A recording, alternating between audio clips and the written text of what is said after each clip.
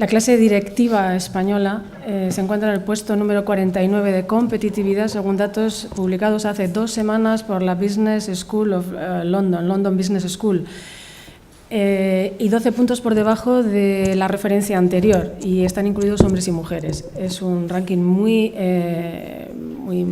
bajo, en el que seguramente hay algunas variables más que la mera diferencia de géneros. Esto por un lado, y por otro, si hay alguna pregunta, cedo de inmediato el protagonismo, si hay alguna. Y más que una pregunta, podría ser una puntualización, y es que los actos que se hacen para las mujeres, como este, no hay hombres. Hay 4 hombres en la sala y el ponente 5. ¿Pero es un acto para mujeres? Entiendo que no, estamos hablando de innovación. Mujeres innovadoras. ¿Pero va dirigido a la mujer o va dirigido a la sociedad? No, es que en los actos que se titulan Mujeres innovadoras, los hombres no aparecen. Es una reflexión que en calidad de moderadora no puedo contestarte. Tal vez la organización o tal vez los caballeros en sala, muchos de los cuales son o anfitriones o líderes de las correspondientes organizaciones. En ese sentido yo devuelvo a su punto de origen. Simplemente como puntualización, todos los martes de Innovas que hacemos el último martes de cada mes invitamos al mismo colectivo de socios. Es una base de datos de unas 5.000 personas. Y este también, o sea, no iba dirigido a mujeres, sino a todo el colectivo que invitamos todos los martes. Sí, es una reflexión. Es una reflexión que es así. No era una crítica Ya. No, de acuerdo. Perfecto. Y el título venía a cuento simplemente porque este foro lo hemos organizado junto con Emakunde en este mes que organizan el Foro de Igualdad, y por eso le hemos puesto este título. Quizás la próxima pondremos algún otro para que vengan más hombres. ¿Hay alguna pregunta? Yo una sí quiero lanzar antes de ceder la palabra a Emakunde. Para cualquiera de nosotros, sobre todo para ellos. Bueno, pues yo sí tengo una, desde mi ángulo de trabajar en empresa. A tu entender, Luisa, en plan píldora, en plan síntesis, ¿cuál crees que son las claves que han hecho posible convertiros en un éxito y en un modelo referencial como organización? Porque esta es la piedra filosofal que está buscando todo el empresariado, desde luego vasco y mundial.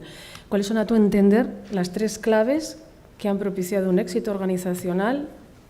Primera pregunta, y vinculada a esta, ¿consideras que es extrapolable a otras organizaciones?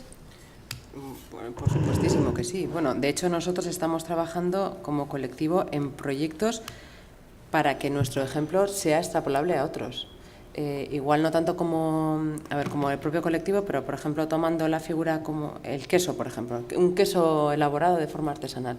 ¿Cómo puede ser un ejemplo para, siguiendo todo su desarrollo, cómo se elabora, quién lo hace, quién lo vende, cómo se comercializa, quién lo consume, por qué lo consume, cuál es la gran mentira del consumidor cuando está diciendo que le importa lo que consume, que le importa cómo se ha elaborado? O sea, todo ese desarrollo, siguiendo un modelo que puede ser un alimento, puede ser transportable a cualquier otra, puede ser a una pieza de ingeniería o puede ser a un colectivo social, o sea, ¿no? De personas que tienen problemas para acceder a un entorno laboral adecuado. Bueno, el gran secreto que yo creo que nosotros podríamos registrar de alguna manera ha salido durante toda la tarde. La primera es la sencillez de las familias. O sea, cuando tú tienes una empresa pequeñita, familiar, que el objetivo no es tener un yate, sino hacer un desarrollo biosostenible, devolver a la naturaleza lo que la naturaleza te está dando y además mantener a tu familia, cuando esa es tu mayor aspiración, puedes llegar donde quieras, donde quieras. Ese es uno de los dos. Lo segundo es trabajar en términos de competitividad, o sea, siendo competidores entre nosotros, siendo 116 empresas que hacen lo mismo, ¿cómo pueden estar juntos? Trabajar en desarrollos iguales y llegar entre todos muchísimo más lejos. Y me refiero a compras agrupadas de materiales para elaborar, pero también a competir directamente en un concurso. Bueno, pues vamos a elegir aprovecho pues para invitaros al 25, que el día 25, este viernes, organizamos el Euskal Herriko Txapelketa, que solamente se pueden presentar de los 116 los mejores 40 quesos que han quedado mejores en los concursos. O sea, ellos mismos quieren que organicemos concursos para competir entre ellos para ver quién gana.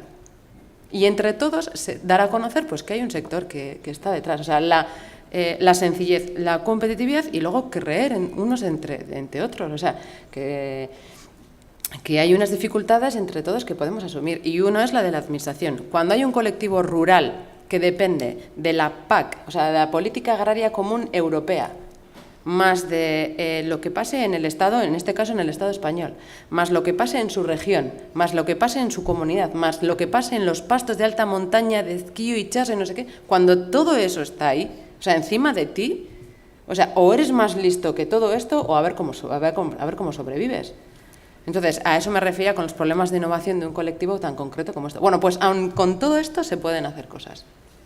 Y ahora la innovación es eso, buscar, pues igual en empresas privadas de otros sectores. Oiga, ¿a usted le interesa que esto esté de verde y cuando venga su comprador de Asia le encante este sitio y usted le enseña y qué es esto? Oye, pues ¿quiere usted participar en mantenerlo? Porque igual este va a ser el secreto. No tanto depender de la administración pública, que tendrá sus problemas, sino depender más de nosotros mismos.